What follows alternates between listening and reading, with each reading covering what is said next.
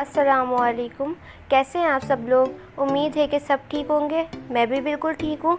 तो आज हमारे किचन में बन रहा है शीर खुरमा। तो ईद के हवाले से ये बहुत अच्छी रेसिपी है, आप लोग ज़रूर ट्राई कीजिएगा मेरी रेसिपी से।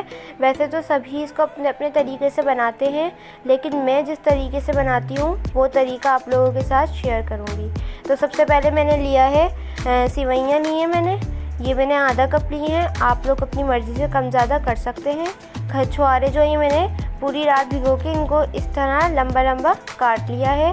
और ये काजू है, इनको भी मैंने भिगो दिया था। अगर आप लोगों के पास टाइम नहीं है तो आप इनको नीम गर्म पानी में भी डाल के जल्दी से कर सकते हैं। तो बादाम भी मैंने इसी तरह काट लिए थे, पिस्ते भी काट लिए मैंने इसी तरह।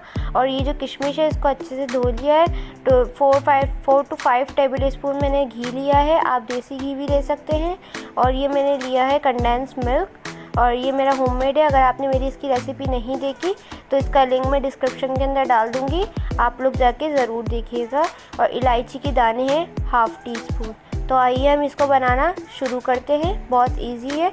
तो पहला स्टेप जो है वो हमने एक पैन के अंदर 2 से 3 टेबल स्पून घी डालना है। और इसकी ख़ास बात यह है कि ये बिल्कुल भी हैवी नहीं होता। ईद के दिन लंच के लिए आप लोग बनाएं, गेस्ट चाहे इनके सामने इसको सर्व कर सकते हैं। तो हम इसके अंदर मैंने डाल दिए काजू और बादाम, पिस्ते। अगर आपके पास टाइम नहीं है तो आप इनको नीम गर्म पानी में रख के 15 मिनट के लिए भिगो दें और जल्दी से इनको काट लें, वरना ओवरनाइट रखेंगे तो वो ज़्यादा बेहतर रहेगा। तो जितने भी ड्राई फ्रूट्स आपने यूज़ करने हैं वो इस पॉइंट पे सारे डाल दें घी के अंदर और अच्छे से इसको सौते कर लें। और एक टिप देना चाहूँगी आप लोगों को, इसको बिल्कुल भी ज़्यादा डार्क नहीं करना। अगर ये बर्न्ड हो गए तो फिर आप लोगों के शीर खुरमा ख़राब हो जाएगा और उसमें से सारे जलने की आएगी। तो सिर्फ इसको जस्ट कलर देना है गोल्डन सा, कि ये हल्के से क्रिस्पी हो जाएं, खाने में इनका टेस्ट बहुत अच्छा लगेगा। तो हमें इतना फ्राई करना है कि इसके अंदर से सौंधी सी खुशबू आ जाए। तो ये तकरीबन होने वाले हैं। अब मैं इनको निकाल रही हूँ।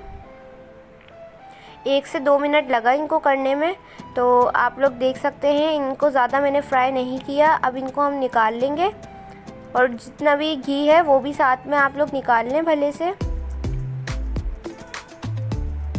अब मैंने सेम पैन को यूज़ करके इसके अंदर और घी ऐड किया है, जितना मैंने आप लोगों को दिखाया था 4 to 5 टेबल स्पून दिखाया था, जिनमें से 2 टेबल स्पून से मैंने ड्राई फ्रूट्स जो हैं वो सौते कर लिए हैं। अब बाकी के घी में मैं सेवइयाँ ऐड कर लूँगी। सेवइयाँ आप कम ज़्यादा कर सकते हैं।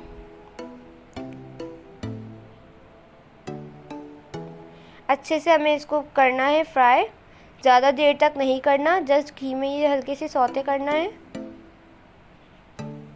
ईद वाले दिन आप लोग इसको ज़रूर ट्राई कीजिएगा और मुझे फ़ीडबैक दे सकते हैं आप इंस्टाग्राम पे। इंस्टाग्राम आईडी मेरी मुंतहा उमर 6 के नाम से है, आप लोगों को मैं लिंक दे दूँगी, वहाँ पे जाके भी आप लोग मुझे फॉलो कर सकते हैं। तो जी मैंने सेवइयों को भून लिया है। अब ये मैंने 4 कप मैंने दूध लिया है फुल फैट, और आप लोग लो फैट में भी बना सकते हैं। 4 कप दूध मैंने लेके इसको मैं बॉईल कर रही हूँ। सिर्फ एक बॉईल आ जाए हल्का सा, तो साइड में बबल्स आना स्टार्ट हो गए हैं। अब मैं इसके अंदर सारे नट्स जो थे और वो डाल दूँगी। तो घी के साथ ही आप लोगों ने डाल देना है और इसको मैं मेवे के साथ 1 से 2 मिनट पकाऊंगी, इतना कि इसके अंदर बॉइल्ड आए।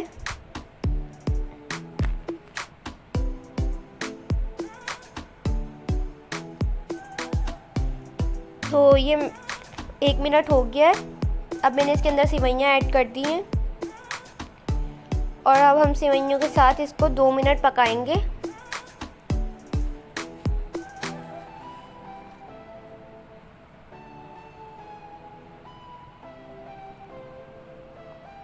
मीडियम फ्लेम पे मैं इसको पका रही थी। अब मैं इसके अंदर डाल दूँगी इलायची के जो मैंने दाने दिखाए थे, वो डाल देंगे हम इसके अंदर। और ये कंडेंस मिल्क डाल देंगे। अगर आप लोगों के पास कंडेंस मिल्क नहीं है तो आप मेरी रेसिपी जाके देख सकते हैं। कंडेंस मिल्क ही घर में आसानी से बना सकते हैं आप लोग। और अगर आप लोग नहीं बनाना चाह रहे तो फिर आप लोग शुगर भी इसकी जगह ऐड कर सकते हैं। मैंने 3 से 4 टेबल स्पून इसके अंदर कंडेंस मिल्क डाला है। इस पॉइंट पे मैंने डाल के अब इसको टेस्ट कर लूँगी। अगर इसके अंदर कम होगा तो मैं और ऐड करूँगी। तो आप लोग चाहें तो शुगर भी ऐड कर सकते हैं, लेकिन शुगर में वो टेस्ट नहीं आता जितना कंडेंस मिल्क में आता है, क्योंकि कंडेंस मिल्क से ये और क्रीमी बनता है। तो मैं प्रेफर करूँगी कि आप लोग भी कंडेंस मिल्क के साथ ही बनाएं। आप देख सकते हैं ये मैं इसको ढक के 10 मिनट के लिए स्लो आंच पे पकाऊंगी। 10 मिनट हो चुके हैं। अब आप देख सकते हैं ये गाढ़ा होना शुरू हो गया था। अब ये बिल्कुल परफेक्ट है, इतना ही हमें चाहिए। सेवइयाँ भी अच्छे से गल गई हैं। अब हम इसको 15 मिनट के लिए ऐसे ही छोड़ देंगे ठंडा होने के लिए। फ्लेम में बंद कर दूंगी और 15 मिनट बाद हम इसको सर्व करेंगे। तो जी देखिए मैंने इसको निकाल लिया है 15 मिनट के बाद। और मैं इसके ऊपर जो ड्राई फ्रूट्स थे वो मैंने थोड़े से गार्निशिंग के लिए फ्राई करने के बाद बचा लिए थे, वो मैं इसको ऊपर से सर्व कर रही हूँ। तो ये इंशाल्लाह आप लोगों को मेरी रेसिपी पसंद आई होगी। तो प्लीज़ इसको लाइक कर दें, शेयर करें मेरी रेसिपी को और मेरे चैनल को सब्सक्राइब करें। और मेरे जितने भी मुसलमान लोग देख रहे हैं मेरी वीडियो को, उनको मेरी तरफ़ से और मेरी फैमिली की तरफ से एडवांस में ईद मुबारक। तो इंशाल्लाह मैं मिलूँगी नेक्स्ट रेसिपी के साथ। जब तक के लिए अल्लाह हाफ़िज़।